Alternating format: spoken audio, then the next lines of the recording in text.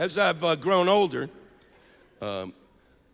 each year I've dropped holidays from my calendar that I don't think apply anymore. And this year, I'm proud to say that I dropped Valentine's Day. Yeah.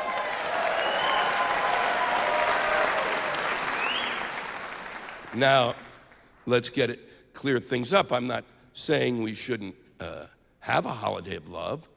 Just not in fucking February! It doesn't belong there. It does not belong there.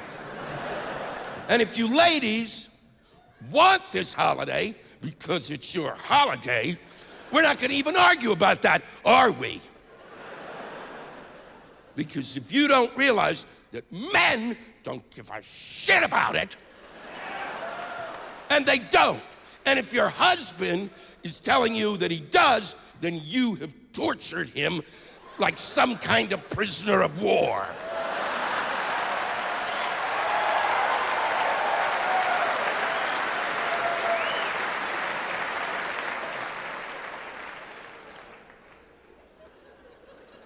It's February. The holiday doesn't belong in February. When should we celebrate it? In the spring, when a man can feel his nuts again.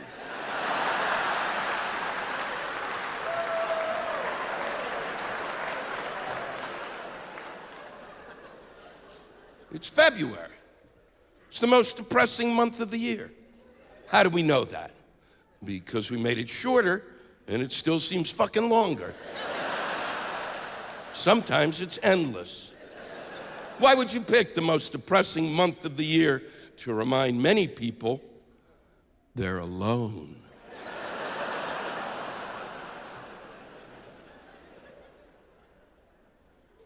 It's 6 weeks after Christmas. Really? Are you kidding me? Didn't I just buy you a splendid pile of shit? I spent months putting it together, going to specialty stores, I got online, went to the mall to make sure you got everything your little heart desired. And I wrapped each and every one of them, because I didn't want to have that fucking argument again.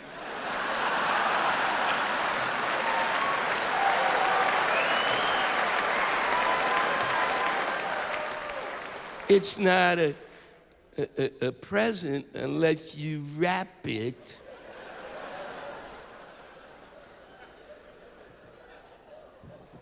You said they were the nicest gifts you'd ever received.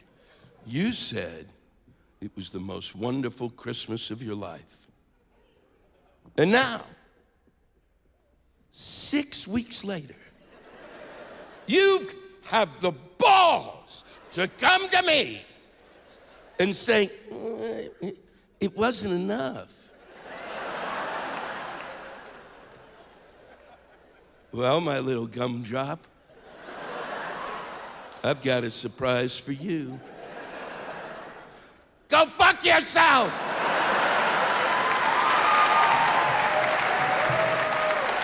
It's February. It's the height of flu season. Honey, do you love me?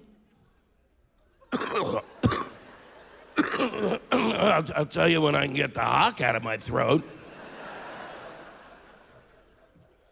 We're gonna go to a really nice restaurant, aren't we? And have a really romantic meal. Oh yeah. We're gonna go to the nicest restaurant on the planet because money is no object, because that's how much I love you. And we're gonna do that when I can get to the car. Without shitting my pants! Happy Valentine's Day. I am old. I used to think it had to do with the calendar. It doesn't. It's something you know. It's something that happens. You're young, you're young, you're young, And then you wake up one day, and you're fucking old! Are you shitting me? 2 slices of mushroom pizza, and it's come to this. Nothing irritates me more than when I'm watching a celebrity on TV who's about my age, and they go, you know, I just turned 64, and I've never felt better in my life. Really, douchebag? This is the best you've ever felt? What was your childhood like? Did you have polio and they kept you in an iron lung until you were 21? And then when you got out, they covered you with ticks and your parents just got the last one off yesterday? I don't know what you see when you look in a mirror, but I'm looking at you and you look like shit. You've got 10 hairs and 3 are coming out of your nose. You got a gizzard on you that makes me think that a turkey's gonna be fucking you in the ass. I know why you've never felt better in your life. You have Alzheimer's.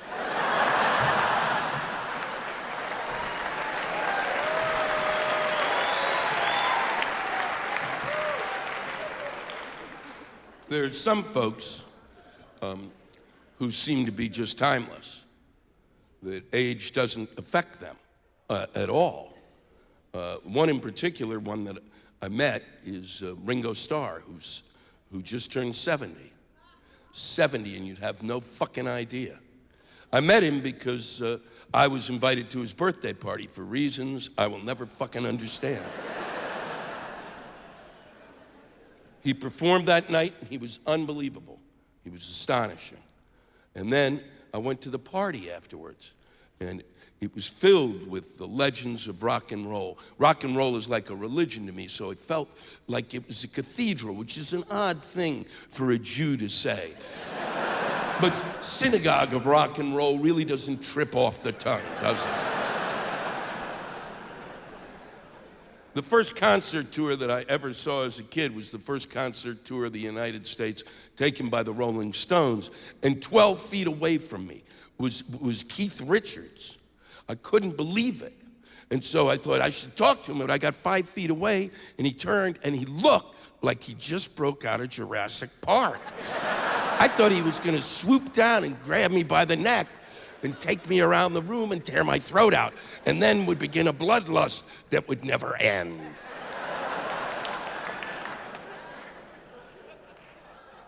They finally said to me, Ringo Starr would like to meet you, and I thought, wow. And I'm not starstruck, but I did try to prepare myself, and it didn't work. I went up and shook his hands, and I said, it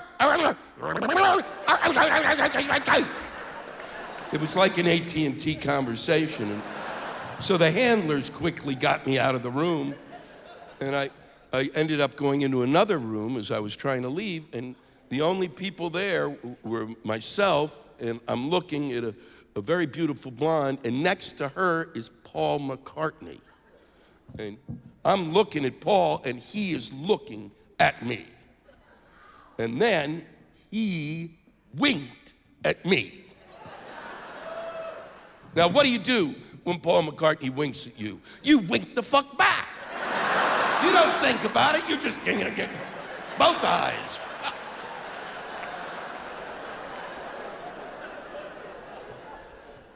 I went home that night, and I lay in my bed, and I realized that maybe I wasn't old, because deep in my chest beat the heart of a 12-year-old girl.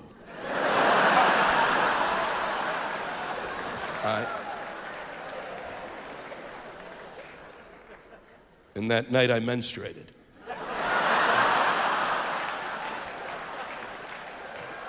It's not as bad as they say. One of the reasons that I feel that we age in this country is because from the time you're born until the day you die, you listen to the same arguments over and over and over and over again. They never end. They don't. Major issues, we bang them back and forth all the time. We're a democracy, and that's what you do. That's one of the prices we pay for having a democracy, is to discuss things until our ears bleed. They even make laws. That doesn't even bother people. They continue to go, that's a bunch of shit, I'm not gonna fuck you. We don't decide much, do we? We really don't seem to. We really seem to be just happy arguing. And you younger members of the audience, the argument that you're gonna listen to your entire life, and I guarantee it, is the argument over gay marriage. There are states that already passed the law and then, oh, we made a mistake, and changed it again. And that will continue until the day you fucking die. And then you will go wherever it is you go, far, far away, and even when you're there, you will still hear from here, that son of a bitch, we're gonna have to do that. Some fucking gay marriage shit, I can't start, what the fuck?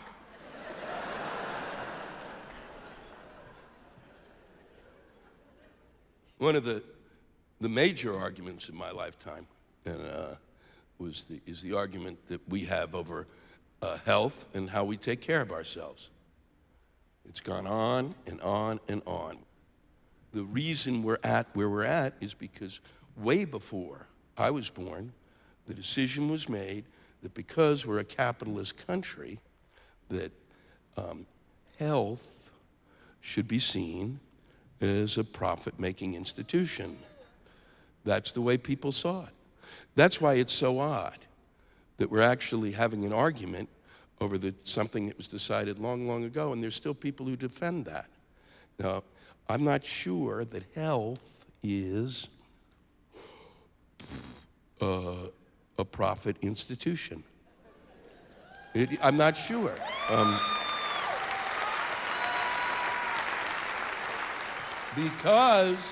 Because it's what stands between you and fucking dropping dead! It's not soybeans, is it? It's not fucking fucking bottled water. It's not goddamn cell phone coverage, Time Warner shit. It's none of that.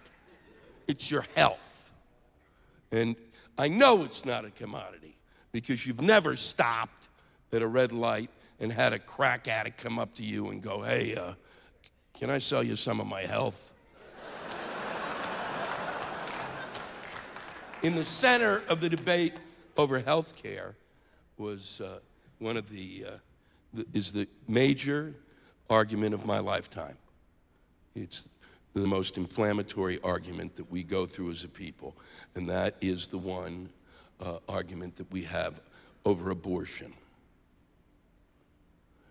Let me just say as a comic, nothing at all gives me as much pleasure is to say to a group of people who've come to be entertained,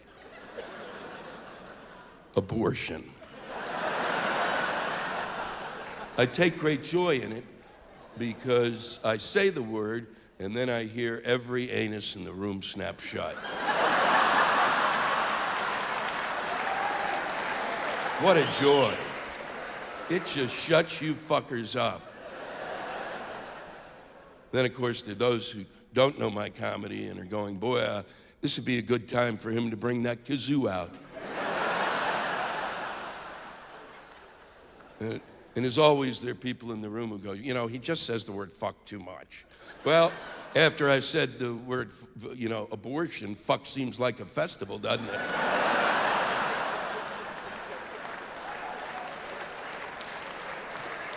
When I was young, you could be pro-abortion or anti-abortion. And now, 62 years later, you can be pro-choice or you can be pro-life. And that is what we've accomplished during my lifetime. We've made no decision as to when life begins. None. Every other civilized country on the planet's done it. But it's, you know, it's hard for us. We can't get the names of all the terrorists to all the airports. So this one, is a real brain teaser. And since we don't know and haven't decided when life begins.